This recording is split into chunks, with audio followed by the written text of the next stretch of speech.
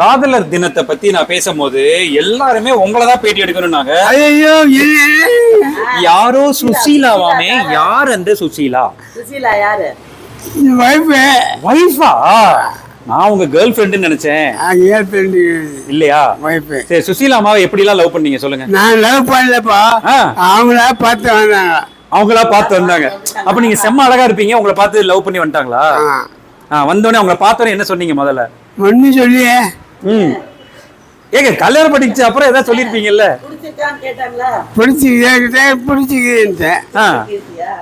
அதுக்கப்புறம் என்ன பண்ணீங்க? அதுக்கப்புறம் ஒண்ணும் பண்ணல. எப்ப எப்ப லவ் பண்ணீங்க அவங்கள? அவங்கள லவ் பண்ணி 1 வருஷம் ஆச்சு. 1 வருஷம் ஆச்சா? உங்களுக்கு கல்யாணமே எத்தனை வருஷம் ஆச்சு? கல்யாணம் 3 வருஷம் ஆச்சு. 3 வருஷம் ஆச்சா? ஆமா. அச்சோ. Okay okay okay. உங்களுக்கு கல்யாணம் ஆகி குறைஞ்சது 35 வருஷத்துக்கு மேல ஆச்சுன்னு அங்க இருக்க ஒரு மேடம் சொல்றாங்க. இல்லையா? 3 வருஷம் தான். சுசீலாவை பார்த்து 1 வருஷம், கல்யாணம் ஆகி 3 வருஷம். சரி, இன்னைக்கு வந்து காதலர் தினம், அதுக்கு என்ன சொல்றீங்க? எல்லாரையும் பார்த்து என்ன சொல்றீங்க? காதலர் தினம் நான் வந்து சொல்ல இல்ல இல்ல ஏதாவது சொல்லுங்க. இப்ப லவ் பண்றவங்களுக்கு என்ன அட்வைஸ் கொடுக்குறீங்க சொல்லுங்க. லவ் பண்றவங்க அவங்களால என்ன முடியுமோ அது வரைக்கும் பண்ணலாம்.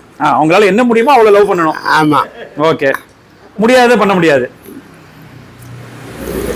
பண்ணிட்டு அப்புறம் கட் பண்ணி விடுறது.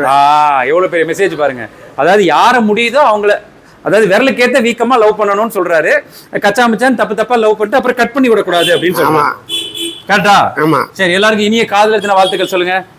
இனிய காதலர் தின வாழ்த்துக்கள். நல்லா இருக்கணும்.